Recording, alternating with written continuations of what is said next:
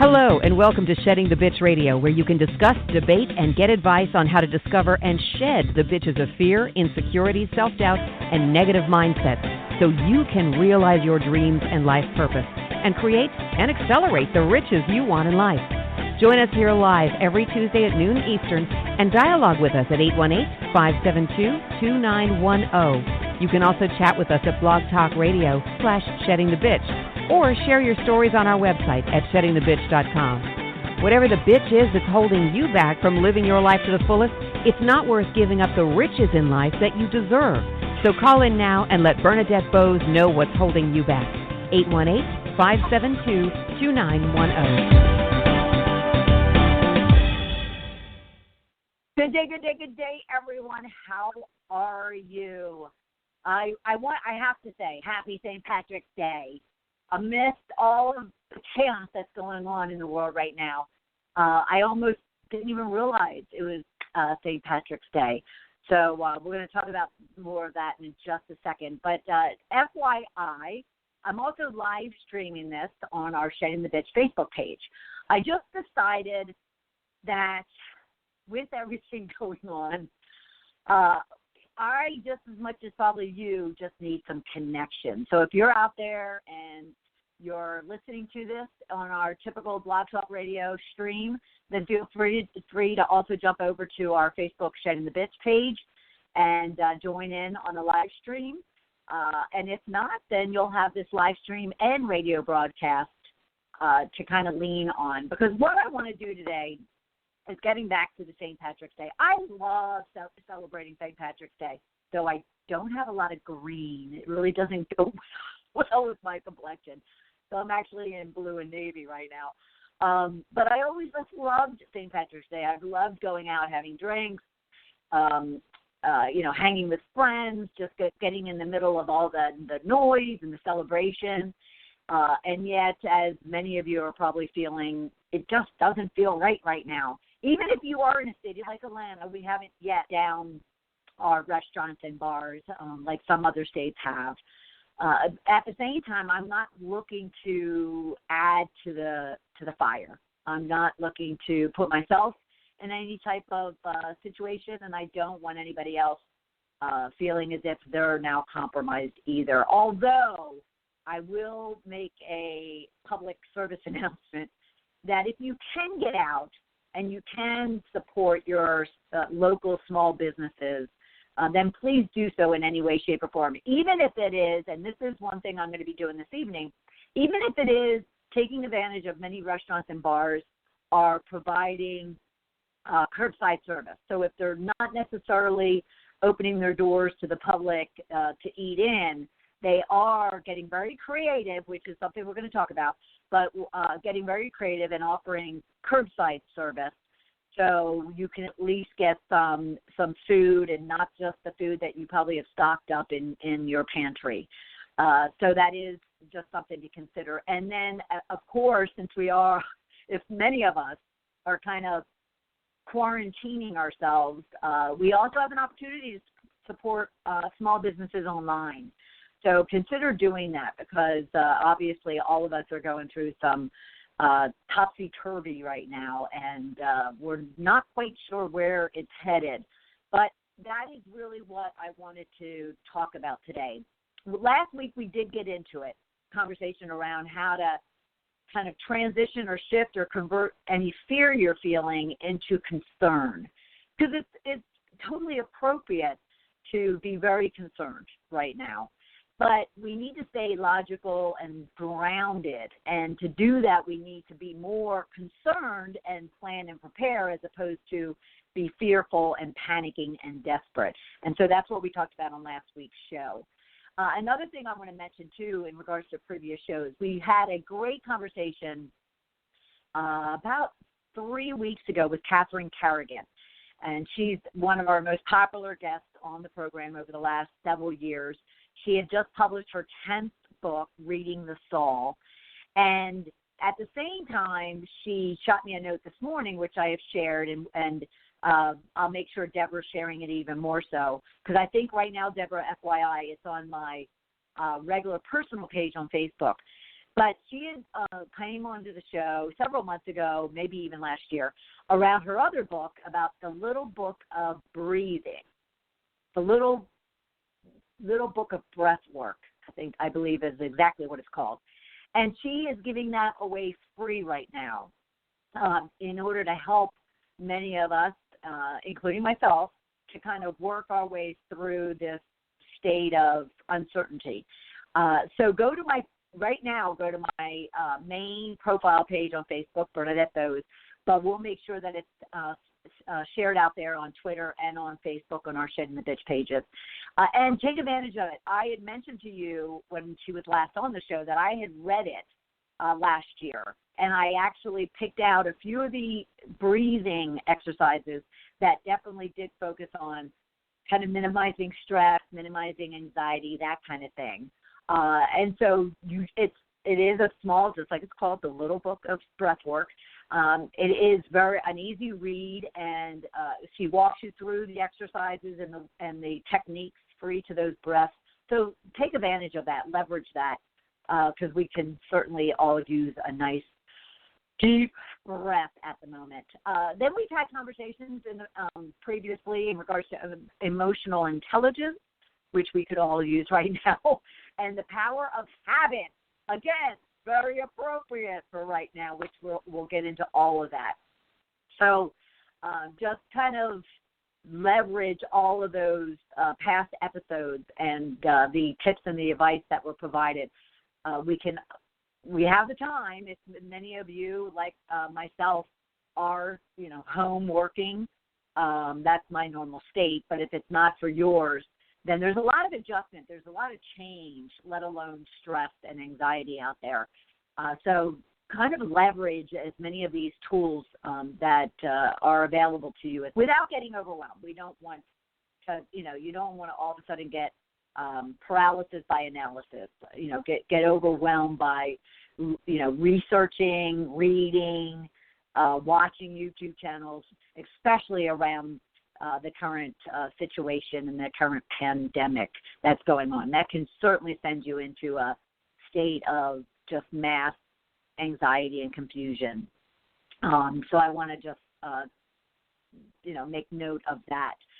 I do want to say that as much as people are feeling fearful right now, we have talked about it numerous times in the past, but including last week, and we talked about the fact that fear, if you looked at it as the acronym of false evidence appearing real, that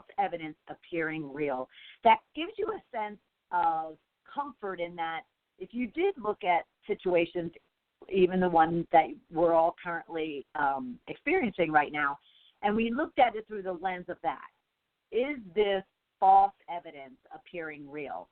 Now, I'm not looking for you to challenge what the professionals are saying, but I am going to suggest that you kind of get very selective and get very discriminate about who you're listening to, what you're watching, what information you're taking in and kind of believing, because there's a lot of noise and chatter out there that are not only false or wrong, but are meant to kind of create anxiety and create chaos. So we have to be very careful and very discreet about the information and the people that we're taking that information from, all right? Because we've already seen the fear and panic, create empty shelves in the grocery stores, very desperate, very feverish dialogue online.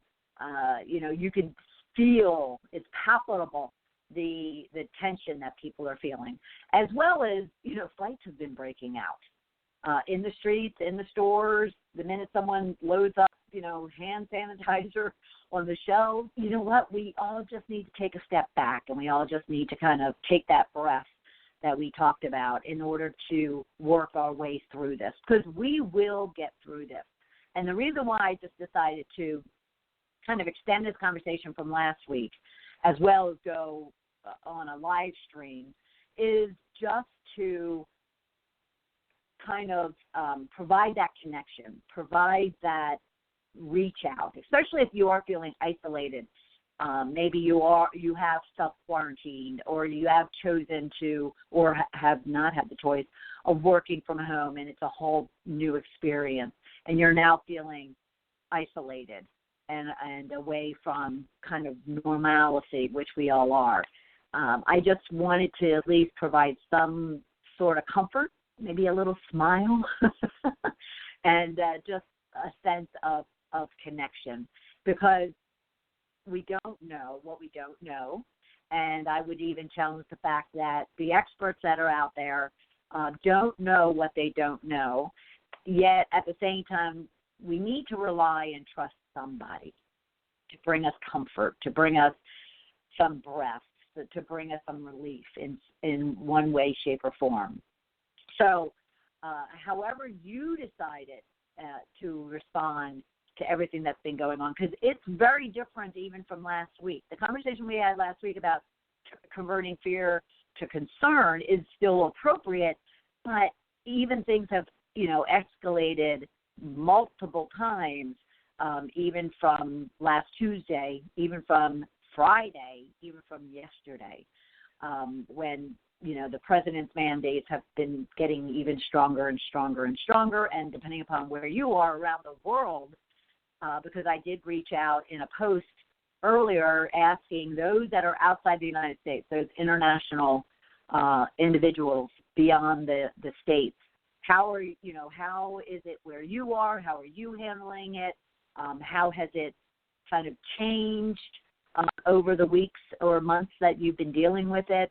Very curious about that, and have gotten feedback from Korea, from Canada, and a couple of other people responded that didn't really note where they were located. And certainly they're saying that it's calming. They're saying that it's being managed, but they're also saying that there's some strict restrictions that are being adhered to in order to ensure that people are socially distancing themselves and even quarantining themselves in order to minimize the spread and the impact.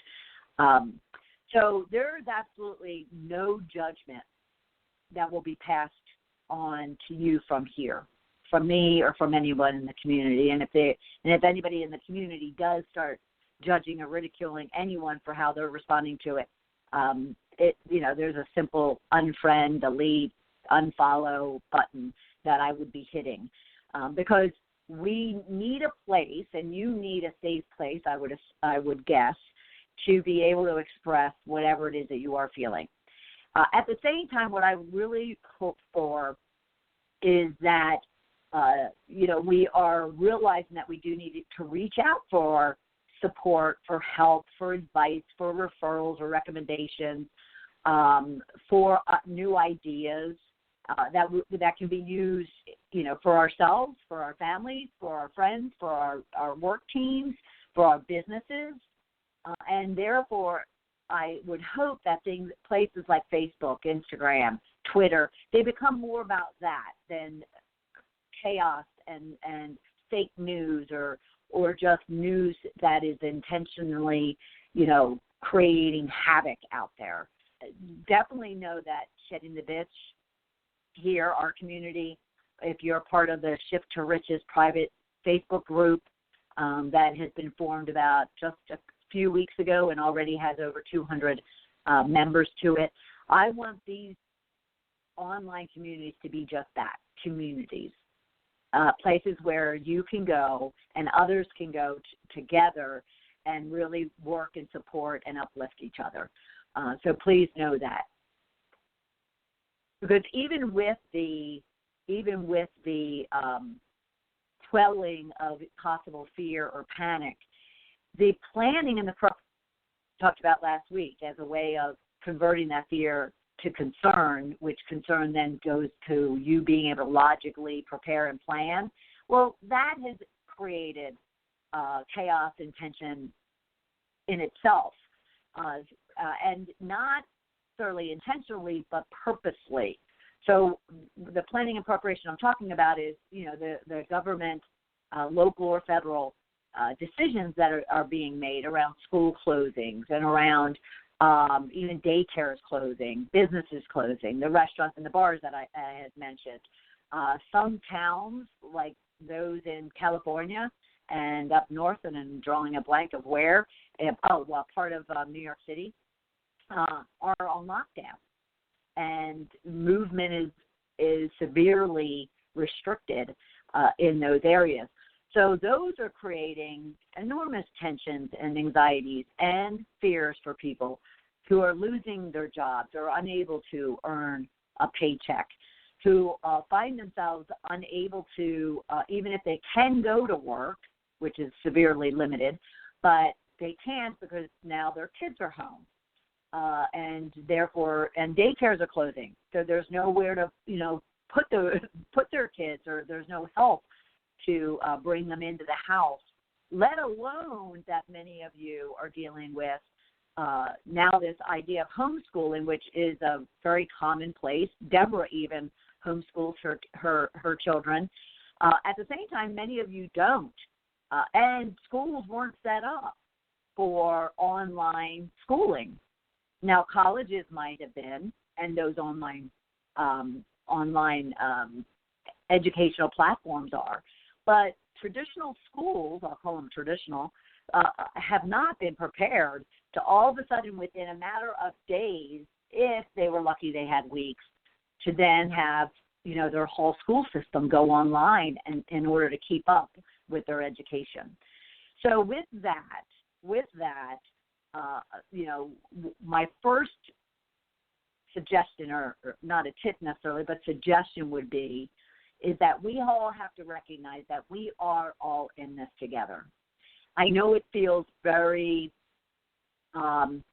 self-consuming. It feels very lonely. It does feel like you're isolated on an island all by yourself, and that might involve your kids and your family, but you do feel as if you've just lost all of that connection out into your community, into society, whether that is simply going to a grocery store, or simply going to, sending your kids off to school, or going into work, or taking the subway, or hailing a cab.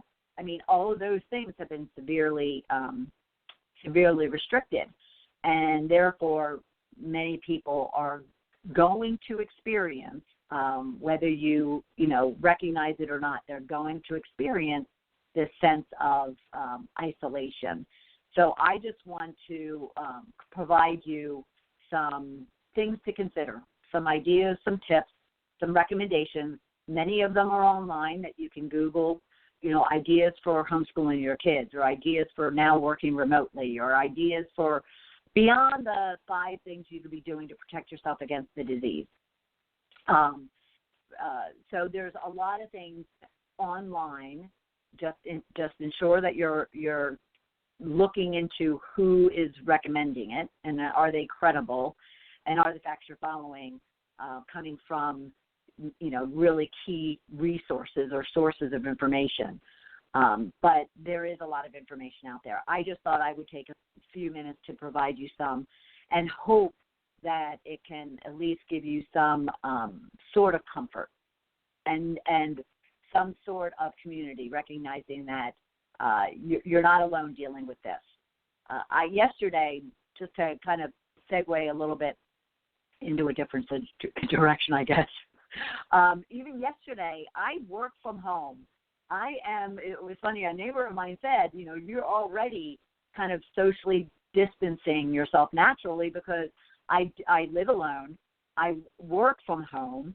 I'm accustomed to, not necessarily getting out face-to-face, touch-to-touch, hug-to-hug, other than when I play pickleball and go to the gym.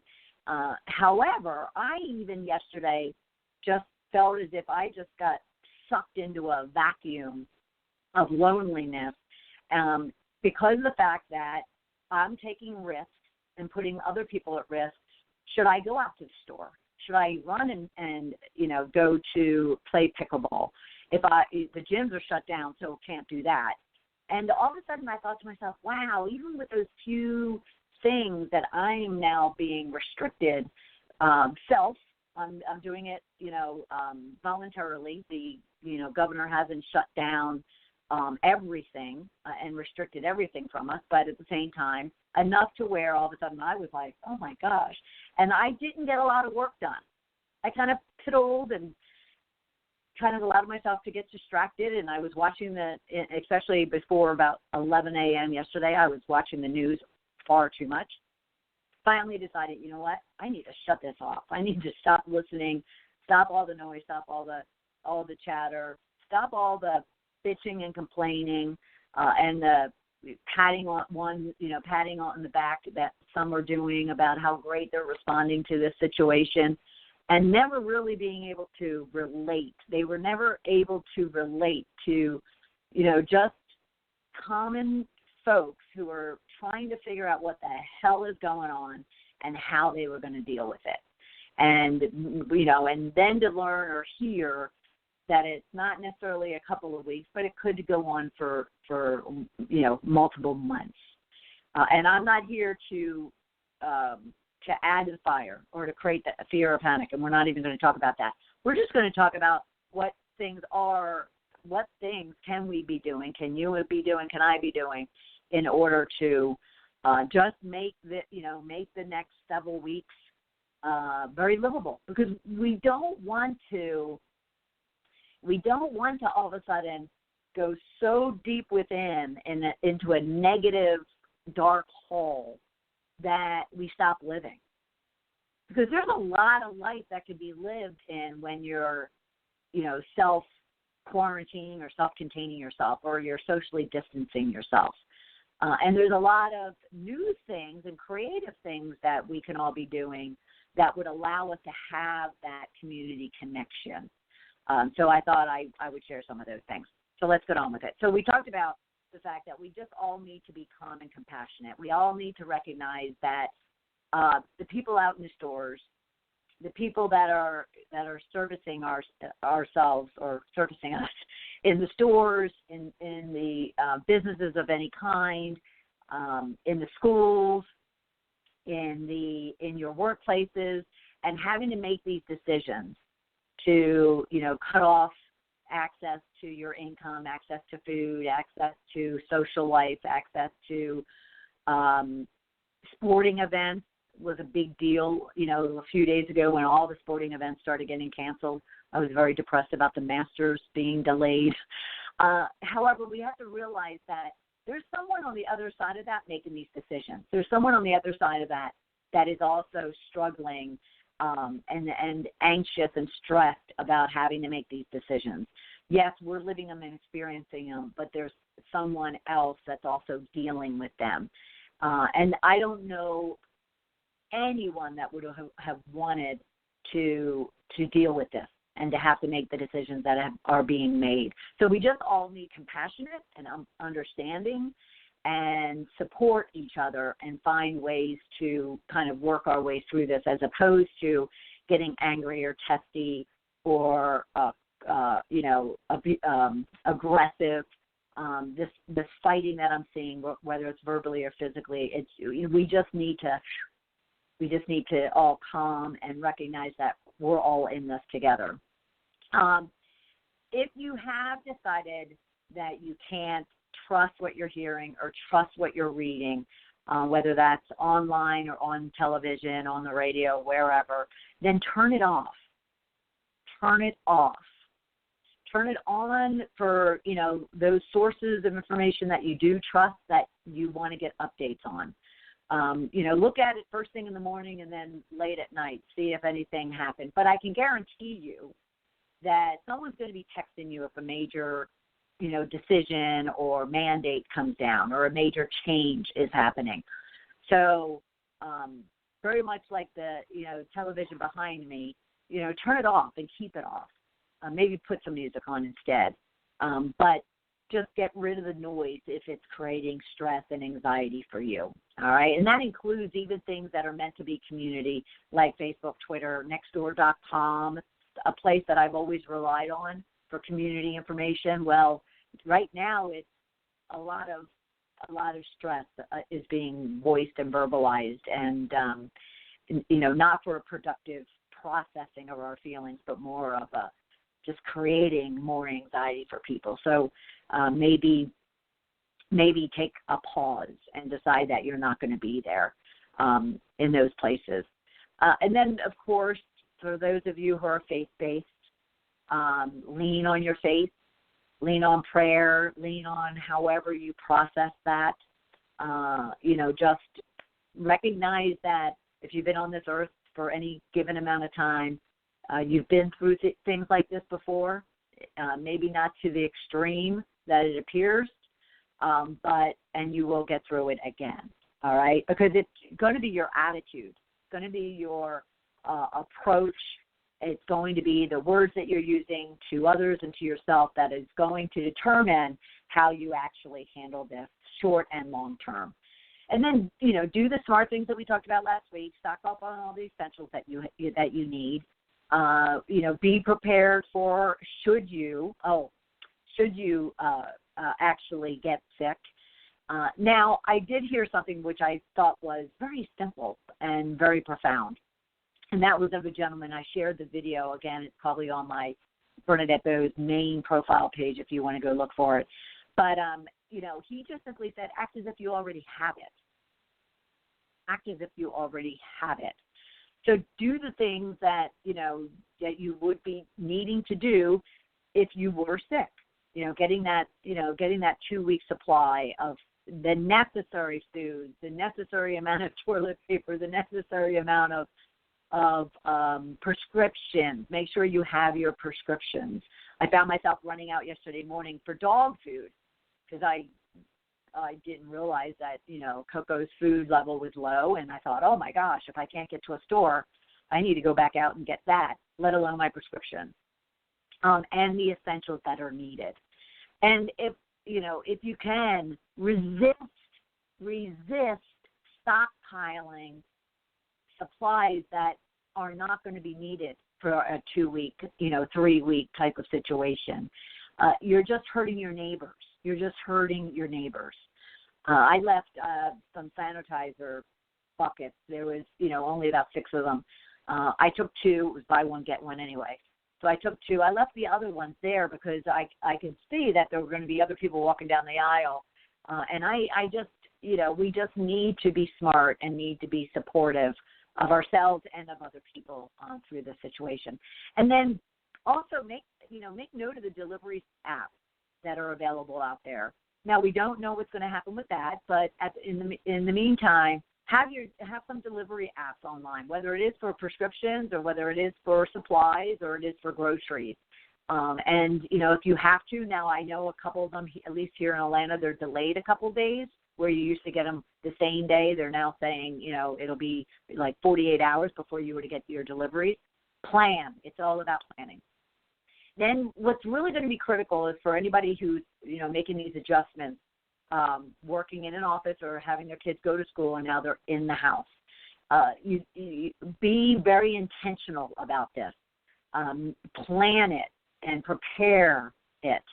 So if you do, and I'm sure Deborah would have a number of tips in this regard, if you are all of a sudden working remotely, set up an office area, even if it's a temporary table that you're using or your dining room table, your kitchen table, set it up. If it's with yourself and others in the household, then, purposely and intentionally think about how to set up a work environment, a schooling environment. Create a routine just as you would if you were going out the door for yourself and for your kids and for other members of the family. And stick to a routine, stick to a schedule, stick to just the usual habits and routines that you have. And at the same time, consider the fact that since you are all in a closed, space and environment, then build in. I shared also a schedule that someone else had shared on Twitter, and it was it's a schedule, a one-day schedule for those parents that have to homeschool their kids now. So it lays out the fact that, okay, they get up, they have their breakfast, you do a certain amount of time for academics, certain amount of time for rest, certain amount of time for activity, certain amount of time for play or outside, a certain amount of time for, again, getting back to academics, another rest period. So come up with a schedule that includes all those different activities. There's time for school, there's time for rest, there's time for family, there's time for play, there's time for eating. So schedule and a routine that you and your family members can be following on a day in, day out basis. And remember, outside is kind of free space, as long as it's outside, with social distancing in mind. So ensure that if you are in a condo or an apartment or in your own home, and you feel like that's the only place that you can go, well, no, you can get outside. You can take a walk, go to a path, go somewhere where you know that it won't have a lot of people, in it, and take advantage of the fact that, outside, get some sunshine, get some vitamin D, get some air, and kind of break down the four walls. And mine are all cream, so there's no color other than cream. So you want to get outside and be able to take advantage of that. And with your kids at home, and you're thinking, oh gosh, how am I going to keep them busy without being on the computer or their phones, all day? Well, remember, there was a time we didn't have phones and computers and laptops. So let's get back to the basics. Let's get creative.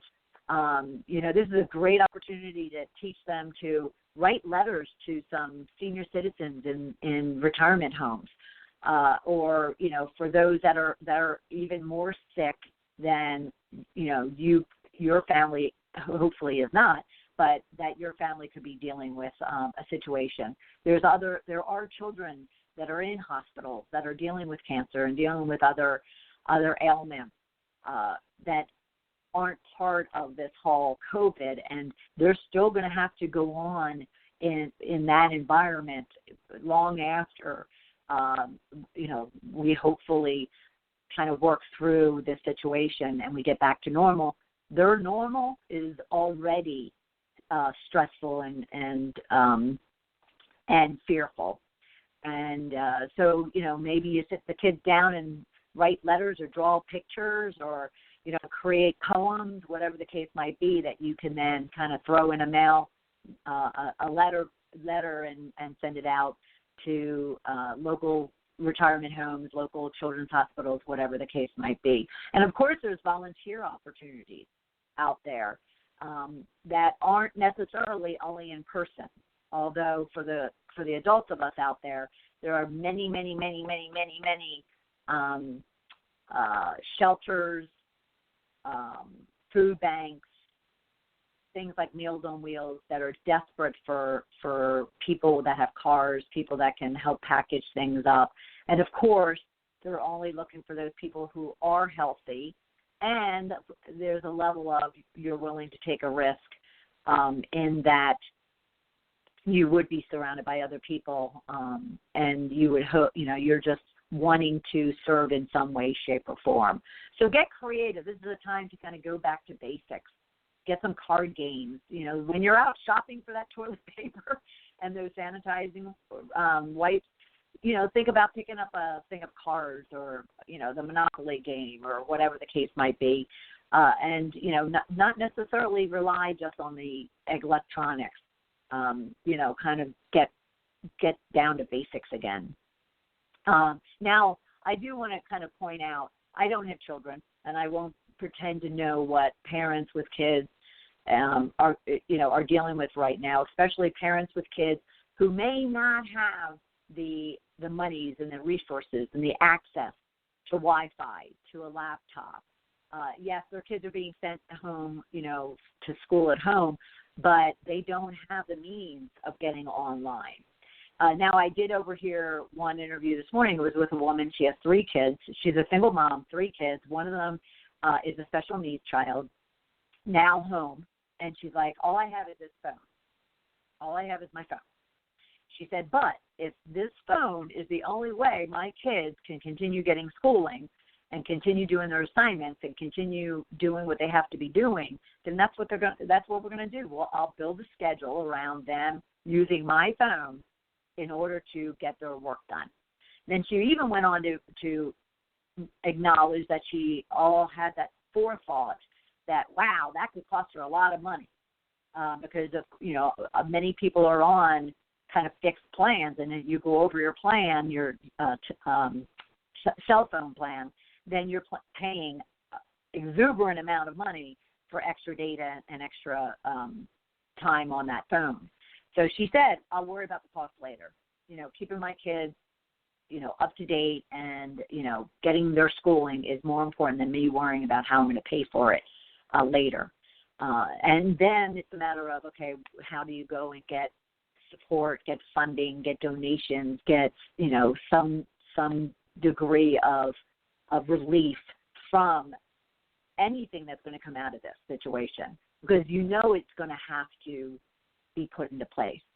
We're going to have to be able to not only, protect the mass big companies and the losses that they're experiencing, like the president was even talking about when it came to the airlines. I'm sitting there going, the airlines have billions of dollars in profits. We don't need the airlines to be protected. We need the small businesses. We need the stay-at-homes. We need the, people that really desperately need the monies to get the funding, to get the support.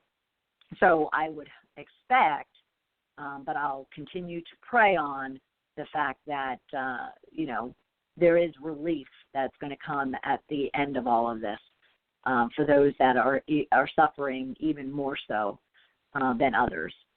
Let's see. Oh, and then, the other thing I would just suggest is during this point in time, like we were talking about, just building a community, whether that is online, but you could even be making a list of all your family and your friends and your, the cousins you haven't reached out to in a long time, or your coworkers who you're now not interacting with on a regular basis. And you can even kind of put a plan together to reach out to them with videos, messages, or with a phone call, or with a text, or with a letter, like we talked about. My brother actually told me the other day, I have, as many of you know, 11 brothers and sisters, and one of them reached out to me, and he's like, hey, I just wanted to follow up and see how you're doing. Now, I won't go into his story, but the last thing he needs to be worrying about is me. That's all I'll say in that regard. However, I felt very, very loved at that very moment. It almost brought me to tears. And I thought, wow, he's going out of his way, amongst everything that he's already dealing with and will be dealing with long after we get back to normalcy. And yet he took the time to make sure that I was okay. And so then he even suggested, he said, hey, I said, what can I do? I said, I feel helpless. What can I do? And he just suggested, send Karen and Kyle and Aaron. Karen's his wife. Kyle and Aaron are his kids. A video message just saying hi, And I thought, shit. Yeah, I was like, yes, I can do that.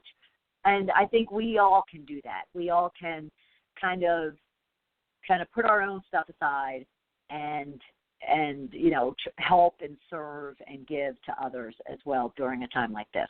Lastly, what I want to say is, because it kind of sums this whole thing up, the fact that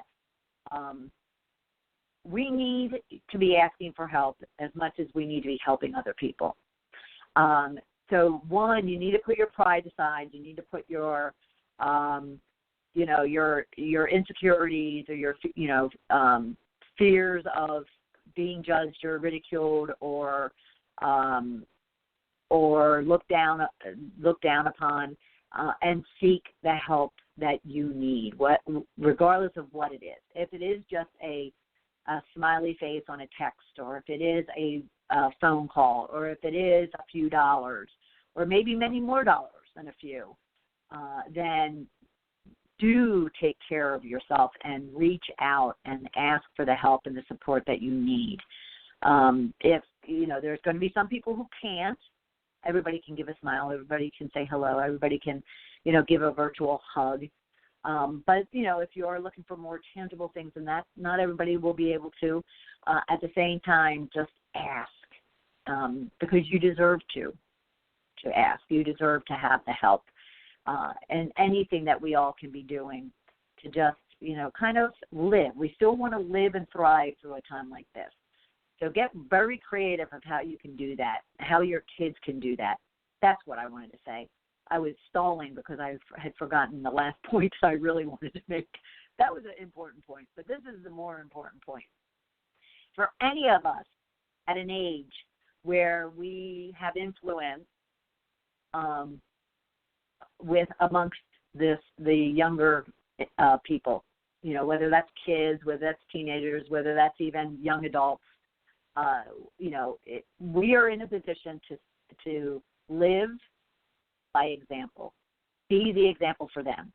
If they see us panicking and fearful and desperate and stressed out and anxious, then that's how they're going to respond as well. That's actually how they're also going to kind of label this type of situation. And when it happens again, that's how they're going to respond, because that's how you responded. That's how I responded. So we are an example for everyone around us, whether that is our friends and our peers or it is younger people. And so what we need to be is we need to be that voice of reason, voice of logic, voice of unemotion, voice of motivation, inspiration, help. We need to be the voice of sanity and calm. And we need to be a voice and a action that will show that we will get through this and we will be I'm praying we'll be a better world and community as a result of it, because we are all coming together to support one another, like we have so many other times during very tragic periods in history. So I will just leave you with that and just hope that everyone does stay safe, that everyone stays calm, stays concerned, but stays informed by the right people in the right places, and stay prepared and planned for. And we will all get through this and look back on it and say, wow, it wasn't as bad as I thought it was going to be, or I was able to overcome it, I was able to get through it. Or we might, be saying that, our hearts are with those who suffered more than we did. A period of compassion, bottom line, all right? So for everyone here in the Shedding the Bitch community, I'm going to wish you a healthy and prosperous week, and I look forward to having you right back here next Tuesday at noon Eastern Time. Thanks, everybody. Bye. Thank you for listening to Shedding the Bitch Radio with Bernadette Boas. Join Bernadette every Tuesday at noon Eastern as she helps you shift your bitches to riches. And the dialogue is always going on at sheddingthebitch.com. See you next week.